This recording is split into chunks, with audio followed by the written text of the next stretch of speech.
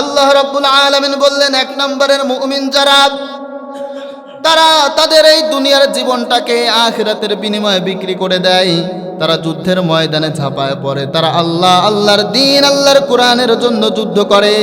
আর এই যুদ্ধে যে যদি তারা নিহত হয়, কিংবা এই যুদ্ধে যে যদি তাদের বিজয় হয়, আমি তাদেরকে মহা পুরস্কার দান করে দিব। মরলেও ভয় নাই, জিতলেও কোনো ভয় নাই। আমাদের চাওয়া পাওয়া কিছু নাই, দুনিয়ায় আসছি আল্লাহ রাস্তায় জীবন দেওয়ার জন্য, ঠিক কিনা? অসংখ্য জায়গায় আল্লাহ রাব্বুল আলামিন এই জিহাদের কথা বললেন।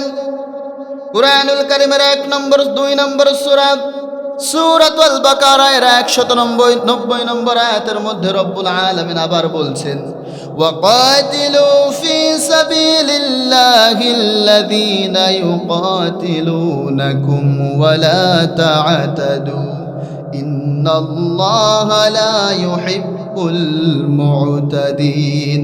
আল্লাহ রাব্বুল আলামিন বললেন, যারা সীমা লঙ্ঘন করেছে, যারা ইসলামের বিপরীতে কাজ করতে চায়, তাদের বিপরীতে তোমরা যুদ্ধে নেমে পড়ো, ঝাঁপায় পড়ো। কথাকার আল্লাহ বলতেছে, যারা সীমা লঙ্ঘন করছে, তোমাদের বিপরীতে যারা কাজ করে, তাদের বিপরীতে কি করো? ঝাঁপায় পড়ো। আর ও বলতেছে না, নামাজ পড়ো। কি কয়? নামাজ পড়ো, কায়েম হয়ে যাবে সব। আচ্ছা, নামাজ দিয়ে সব কিছু কায়েম হয়? আপনি নামাজ পড়তেছেন মসজিদের ভিতরে, এখন ইসলামের বিরুদ্ধে যে, ইসলামের বিপরীত যে, ও এক পাশে তাসে মসজিদের ইট খোলা শুরু করছে, আপনি নামাজ পড়বেন কোন জায়গা? আগে ওরা প্রতিহত করতে হবে না? ও বলতেছে না, আমার পীর সাহেব বলছে, পীর সাহেব কইছে নামাজ পড়ো, নামাজ পড়ো আর রোজা রাখো, অন্যের হক মারো না, এই সাধারণ কাজগুলোই করো, তোমার আর কোনো সমস্যা নাই। এমন কথা আমাদের কানে আসে না? নাই? পীর সাহেব বলে দিয়ে গেছে, অমুকের বাড়ি আসছিল, আসে বলে দিয়ে গেছে যে নামাজ কালাম পড়ো আর সত্য কথাবার্তা বলো, অন্যের হক মারো না, তাইলেই হয়ে যাবে। ক্যারে পীর সাহেব, শুধুমাত্র নামাজ পড়লেই যদি হয়ে যেত, শুধুমাত্র রোজা রাখলে আর সত্য কথা বললেই যদি হয়ে যেত, তাহলে আল্লাহর হাবিব এই কোরআন যার উপরে নাজিল হয়েছে, 27টা যুদ্ধে তাকে নেতৃত্ব দেওয়া লাগতো না। নামাজ পড়লেই যদি হয়ে যাইতো, যার উপরে কোরআন নাজিল হলো সে বোঝে নাই? যার উপরে কিতাব নাজিল হলো, পীর সাহেব বুঝিয়ে দিয়ে গেল, এই পীর সাহেবের কথা যে মানে ও ধ্বংস, পীর সাহেবও ধ্বংস। বলেছেন এই কোরআনের মধ্যে কে? কুবারানা ফাআদাল্লুনাস সাবিলা। ওয়া কুবারানা আমাদের মুরব্বিরা, ওই যে পীর। ওয়া কুবারানা ফাআদাল্লুনাস সাবিলা, আমাদেরকে পথভ্রষ্ট করেছিল। আল্লাহর কাছে বলতেছে, আমাদের পীর যারা ছিল ওরা আমাদেরকে সঠিকটা বোঝায় নাই, দিন কায়েমের আন্দোলনে নিয়ে যায় নাই, দিন কায়েমের আন্দোলন করার কথা বলে নাই, আমাদেরকে বলছে খালি নামাজ পড়। আমরা তো নামাজ পড়ে গেছি। এই দিক দিয়ে ইসলামের দুশ্মনরা ইসলামটাকে ধ্বংস করে দিয়েছে, ইসলামের গলা কাটছে, আমাদেরকে পীর সাহেব ময়দানে ঝাঁপায় পড়তে বলে নাই। কথা বুঝেন? আল্লাহর কাছে তারা বলতেছে ফাআদাল্লুনাস সাবিল। আল্লাহ, এই যে মুরব্বী, এই বুড়ো লোকটা, এই যে পীর, ও আমারা শেষ করে দিয়েছে। শেষ তো সে আমাদের করছে, কিন্তু আমরা তার থামবো না, আমাদের আন্দোলন চলবে। আমাদের আন্দোলনের 2টা কর্মসূচি। 1 নম্বরে কর্মসূচি হলো রব্বানা আতিহিম দিফাইন মিনাল আযাবি ওয়ালআনহুম লাআনা কাবীরা। আল্লাহু আকবার। তারা তখন বলবে, আমাদের 1 নম্বর কর্মসূচি আপনার কাছে দাবি হলো, ও রব, আপনার কাছে আজ আমাদের দাবি হলো, আমাদেরকে যেই সকল লোকেরা পথভ্রষ্ট করেছিল, যেই সকল লোকেরা ইসলামের পক্ষে আমাদেরকে কাজে লাগায় নাই, দিন কায়েমের আন্দোলনে আমাদেরকে যারা কাজে লাগায় নাই, তাদের বিরুদ্ধে 1 নম্বর অভিযোগ হলো, আমাদের আজকে আপনি যেই আযাব দেবেন, আমাদের নেতা যারা, ওই যে আমাদের মুরব্বী যারা, তাদেরকে ডবল আযাব দেবেন। কথাকার এই কোরআনের মধ্যে সব কিছু বলে দিয়েছে। 1 নম্বর কর্মসূচি হবে ওদেরকে ডবল আযাব দেবেন, ওরা সঠিকটা আমাদেরকে চিনাই নাই। আর 2 নম্বর আযাব হলো রব্বানা আরিনাল্লাযাইনি আদাল্লানা মিনাল জিন্নি ওয়াল ইনস নাজআলহুমা তাহতা আকদামিনা লিয়াকুনা মিনাল আসফালিন। আল্লাহু আকবার। তারা তখন বলবে, আজ আমাদের আপনার কাছে 2 নম্বরের দাবি হলো, যেই সকল পীর, ওই যেই সকল মুরব্বী, যেই সকল নেতা আমাদেরকে পথভ্রষ্ট করেছে, আমাদের সামনে নিয়ে আসেন, আপনার ফেরেশতাদেরকে ধরায় আমাদের সামনে নিয়ে আসেন। জাহান্নামে যখন যাব, ওর গায়ের উপরে লাথি মেরে জাহান্নামে যাব। কথা বুঝেন? ও যে পথভ্রষ্ট করছিল দুনিয়ায়, সঠিক ইসলাম চিনাই নাই, দিন কায়েমের আন্দোলনে নেয় নাই, ওরে দেখান ওর গাড়ির উপরে লাথি মারি যাবে, তাহতা আকদামিনা, পা দিয়ে ডলতি ডলতি যাবে। অর্থাৎ পীরও শেষ, মুরিদও কি শেষ। খালি নামাজ পড়ে যদি জান্নাতে যাওয়া যেত, তাহলে দিন কায়েমের আন্দোলন করার জন্য আল্লাহ রাব্বুল আলামিন এই কোরআনের মধ্যে 17.5 আয়াত জিহাদের জন্য নাজিল করতেন না, ঠিক কিনা? শুনলে চুলকায়, কি রে অবস্থা, বাগুন খাইলেও চুলকায় না, ইলিশ মাছ খাইলেও চুলকায় না, ও জিহাদের কথা শুনলেই চুলকায়। আচ্ছা, তার কথা মতো কিছু লোক আছে, হুজুরও খুঁয়েন না, মানে তার কাছে একটু অসুবিধা মনে হইতেছে। কি মনে হইতেছে? অসুবিধা মনে হইতেছে। আচ্ছা, এটা নিয়ে অসুবিধা হওয়ার কি এলো? আল্লাহ নিজে নামাজ পড়ছে, এরকম এই কোরআনের মধ্যে কোনো জায়গা আছে? আল্লাহ কইছে আমি নামাজ পড়লাম, এই কোরআনে কোনো জায়গায় কেউ দেখাইতে পারবে? আল্লাহ কইছে যে আমি রোজা রাখলাম, এই কোরআনে কোনো জায়গা আছে? কিন্তু আল্লাহ কইছে আমি নিজে জিহাদ করলাম। এখন আমি দেখাই দিই, কুরআনুল কারীমের 8 নম্বর সূরা, যা খুলে মিলাবেন, সূরাতুল আনফালের 17 নম্বর আয়াতের মধ্যে রব্বুল আলামিন বলেন, ওয়ামা রামাইতা ইয রামাইতা ওয়ালাকিন্নাল্লাহা রামা। আল্লাহ রাব্বুল আলামিন বলে, ও হাবিব, আপনি তাদেরকে বলে দেন, আপনি তাদেরকে জানা দেন, তারা যে পাথর নিক্ষেপ করে ওইটা তারা করে না। ওমা রমাইতা ইয রমাইতা ওয়ালাকিন্নাল্লাহা রামা, মূলত ওই পাথর আমি আল্লাহ নিজে নিক্ষেপ করি। আল্লাহু আকবার বলবেন না? তাহলে আল্লাহ নিজে তো নামাজ পড়ে না, তো নামাজ এটা শুনতে ভালো লাগে, কিন্তু আল্লাহ জিহাদ করে এটা শুনতে ভালো লাগে না।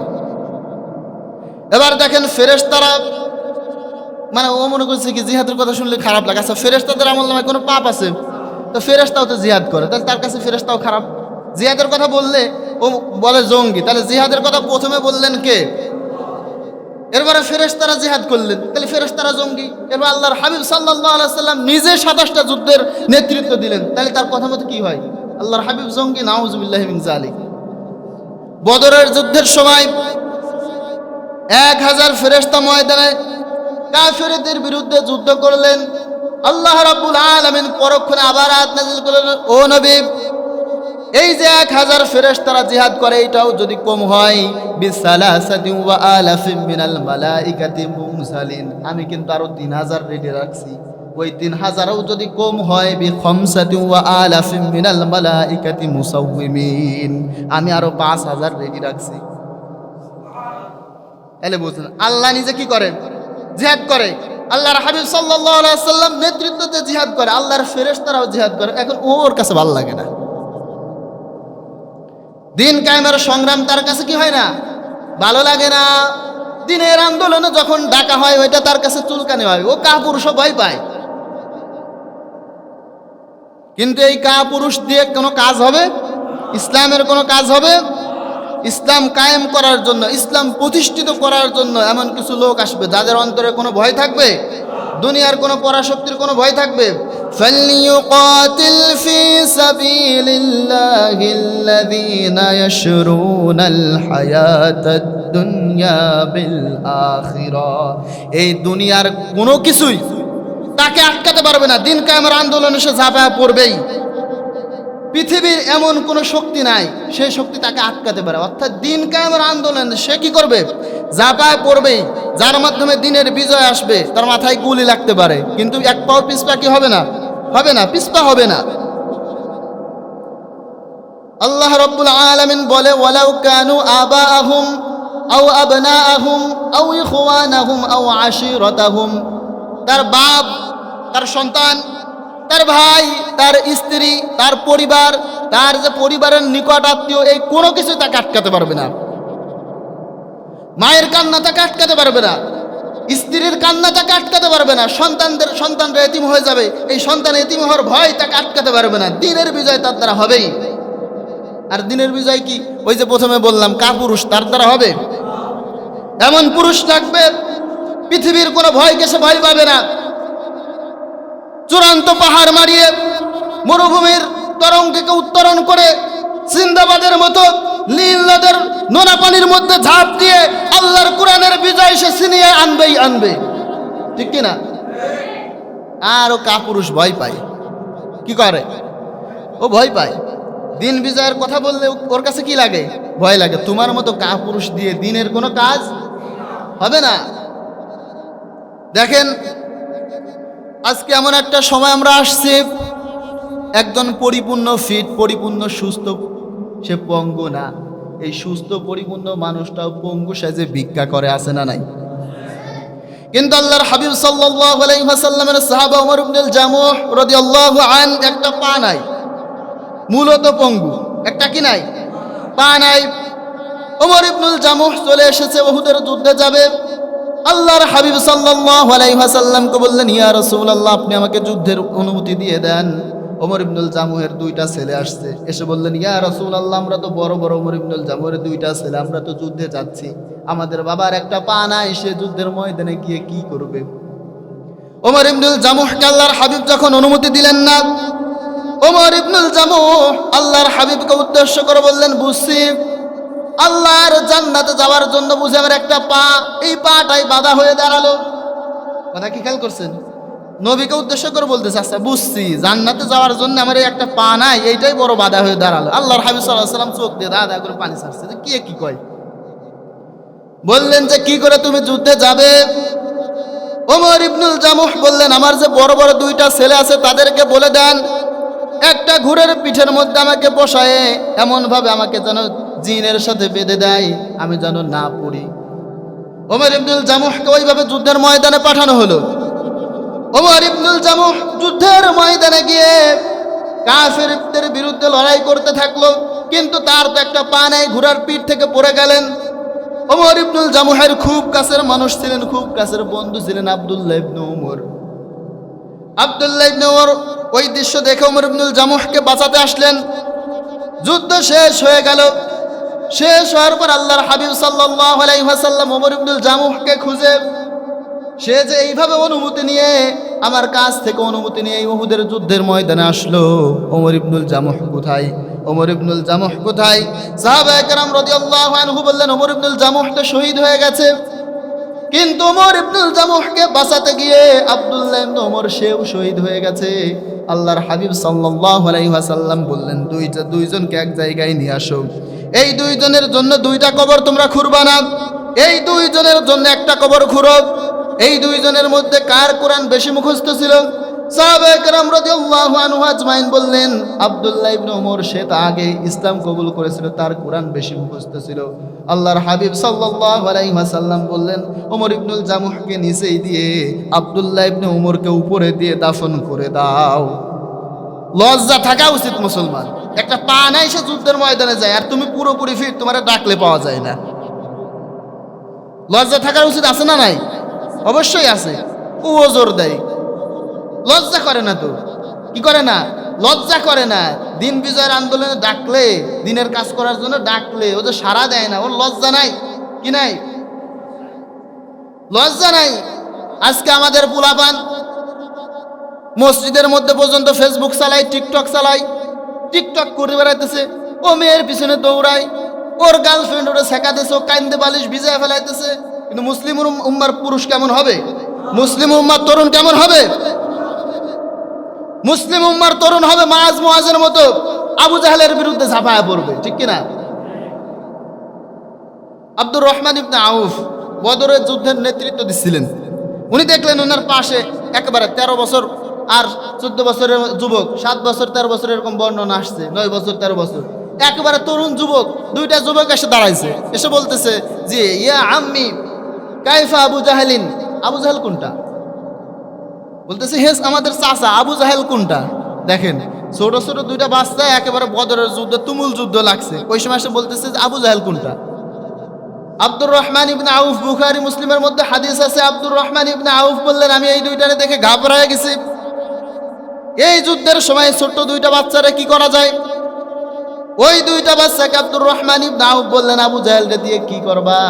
ওই দুই বাচ্চা বলতেছে, বাড়ি থেকে মায়ের কাছে শুনেছি আমার নবীকে সবচেয়ে বেশি কষ্ট দিয়েছে আবু জাহেল, এই আবু জাহেলকে হত্যা না করা পর্যন্ত বাড়িতে যাব না।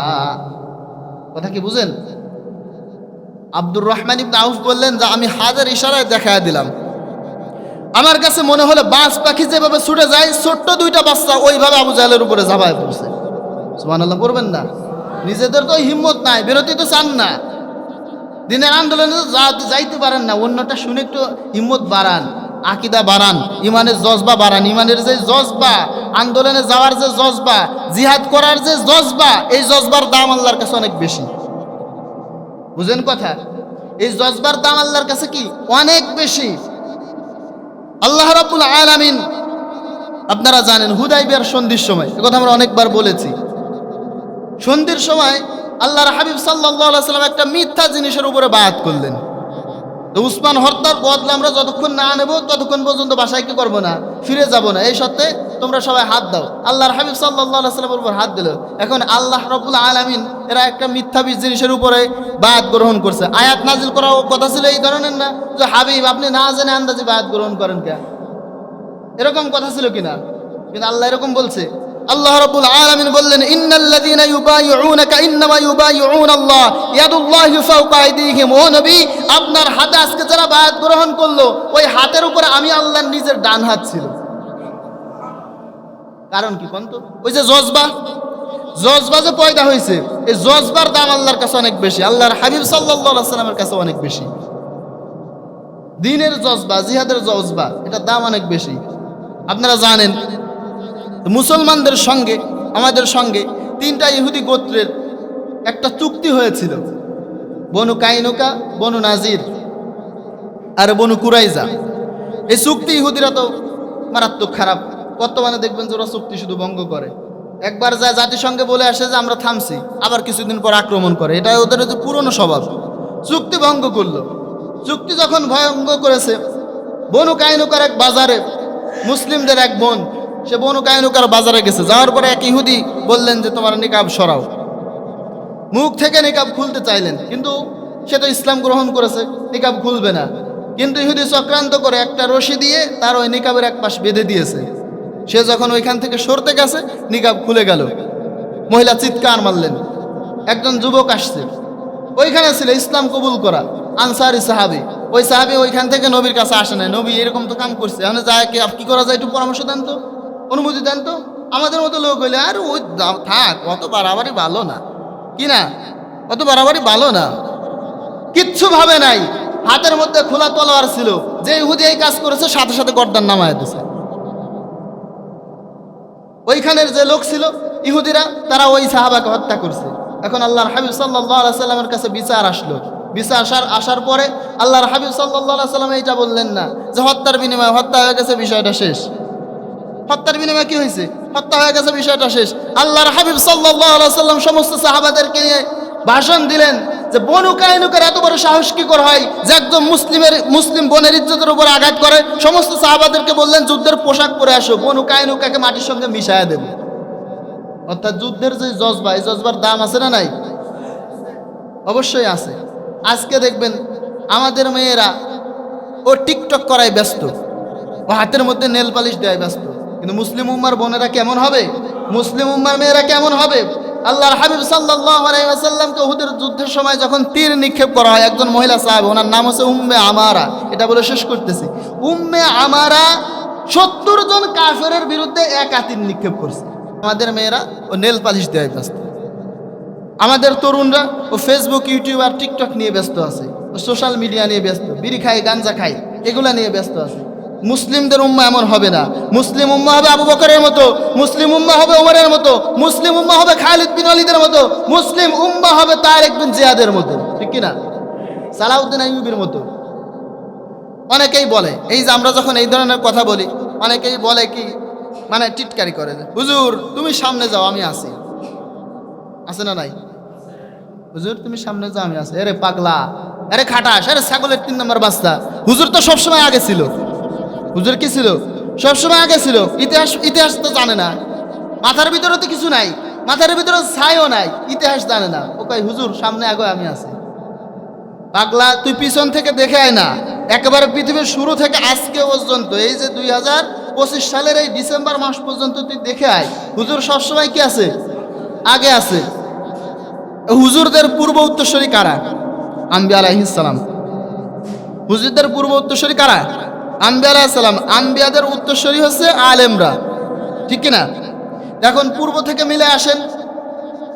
হুজুরকে বলে যে হুজুর তুমি কি আগে ছিলে, দেখেন হুজুর আগে ছিল কিনা। এই পৃথিবীতে যখনই বাতিল মাথাচাড়া দিয়ে উঠেছে তখনই হুজুরের পক্ষ বাধা দিয়েছে কি দেয় নাই? সবচেয়ে আগে ভূমিকা রাখছে কি রাখে নাই? এই পৃথিবীর শুরুতে বাতিল যখন এসেছিল ইবলিসের রূপে, হক তখন এসেছিল আদম আলাইহিস সালামের রূপে। এই পৃথিবীতে বাতিল যখন এসেছিল নমরুদের রূপে, হক তখন এই জমিনের মধ্যে এসেছিল ইব্রাহিম আলাইহিস সালামের রূপে। এই পৃথিবীতে বাতিল যখন আসছে ফেরাউনের রূপে, হক তখন এই জমিনের মধ্যে এসেছে মুসা আলাইহিস সালামের রূপে। এই পৃথিবীতে বাতিল যখন আসছে আবু জাহেলের রূপে, উতবা শাইবা ওয়ালিদ ইবনে মুগীরার রূপে, হক তখন এই জমিনের মধ্যে এসেছে মুহাম্মদুর রাসূলুল্লাহ সাল্লাল্লাহু আলাইহি ওয়াসাল্লামের রূপে। ও চোখে দেখে না, ও ইতিহাস বুঝায়। ওইখানে কি শেষ হয়েছে? 25 পর্যন্ত দেখেন। বাতিল যখন আসছে ভণ্ড নবী মুসাইলামের রূপে, হক তখন এই জমিনের মধ্যে এসেছে আবু বকর সিদ্দিক রাদিয়াল্লাহু তাআলা আনহুর রূপে। বাতিল যখন আসছে তাতারিদের রূপে, হক তখন এই জমিনের মধ্যে এসেছে সাইফুদ্দিন কুতুজের রূপে। বাতিল যখন আসছে ব্রিটিশদের রূপে, হক তখন এই জমিনের মধ্যে আসছে মুহাদ্দিস দেহলভী রাহিমাহুল্লাহর রূপে। বাতিল যখন আসছে ইংরেজদের রূপে, ব্রিটিশদের রূপে, হক তখন এই জমিনের মধ্যে এসেছে কাসিম নানুতুবির রূপে। বাতিল যখন আসছে ইংরেজদের রূপে, ব্রিটিশদের রূপে, হক তখন এই জমিনের মধ্যে এসেছে আনোয়ার শাহ কাশ্মীর রহমাতুল্লাহ আলাইহির রূপে। বাতিল যখন আসছে বর্তমান সময়ে নেটো আমেরিকার রূপে, হক তখন এসেছে এই জমিনের মধ্যে আমিরুল মুমিনিন মোল্লা উমর রহমাতুল্লাহ আলাইহির রূপে। বাতিল যখন সেখান থেকে নাকি বিভিন্ন সূত্র, বিভিন্ন ফিতনা, বিভিন্ন ফেসাদ, বাতিল যখন আসছে লেডি ফেরাউনের রূপে, হক তখন এই জমিনের মধ্যে এসেছে আহমদ শফি, জুনায়েদ বাবরগরি, আল্লামা সাঈদী রহমাতুল্লাহ আলাইহির রূপে। ও চোখে দেখে না, ও চোখে দেখে না যে আলেমদের ভূমিকা কোথায়। ও চোখ নাই তো, ও চোখ থাকতে অন্ধ। এটা এই যে এতক্ষণ যে কথা বলতেছি, ও এই কথা কানের মধ্যে ঢুকাবে না। কি জন্য ঢুকাবে না দেখেন, কারণ আল্লাহ রাব্বুল আলামিন বলে খতামাল্লাহু আলা কুলুবিহিম ওয়া আলা সামিইহিম ওয়া আলা আবসারিহিম। তোমরা যাই বলো, যাই বলো, যাই বুঝাও, ওর কানের মধ্যে যাবে না, ওর চোখ দিয়ে দেখবে না, ওর অন্তর এটা টাচ করবে না। কারণ হলো ওর অন্তর আর কান আমি মারছি তালা। কথা বুঝেন? তালা মারা থাকলে ভিতরে যাওয়া যায়? অন্তর আর কান আমি মেরে দিছি তালা, আর চোখের উপর আমি ফেলাইছি আবরণ। আর এইখানে আমি শেষ করি নাই, ফাযাদাহুমুল্লাহু মারাদা ওয়া লাহুম আযাবুন আযীম। ওর অন্তর যে আছে ওইটা আমি পচায় ফেলছি। ওর অন্তরে কি আছে? ব্যাধি আছে। আর ওই ব্যাধি আমি আর রব্বুল আলামিন আরো বাড়ায় দিছি। কি জন্য বাড়াইছি জানো? ওয়া লাহুম আযাবুন আযীম, আমি যেন ওরা আযাবের মধ্যে ফেলাইতে পারি। তাহলে দেখবেন যে মিলাবেন যে এত কিছু বলার পরেও, এত কিছু বোঝানোর পরেও বোঝে না। কি জন্য? ওই যে অন্তর কান মারা তালা, চোখের উপর আবরণ, অন্তর আবার পচায় ফেলানো। তাহলে ওই তার মধ্যে কিছু যায়? এই জন্য বুঝবে না যে কথা আমরা বলতেছি। আল্লাহর জমিনে আল্লাহর দিন প্রতিষ্ঠা করার আন্দোলনের দরকার আছে না নাই? সংগ্রাম করার দরকার আছে না নাই? জীবন বিলিয়ে দিয়ে হলেও এই জমিনের মধ্যে দিন বিজয় করার দরকার আছে না নাই? আল্লাহ রাব্বুল আলামিন আমাদের সবাইকে এই কোরআনের আলোকে নিজের জীবন বাস্তবায়িত করার তৌফিক দান করুক। আমরা পড়ছি আমিন।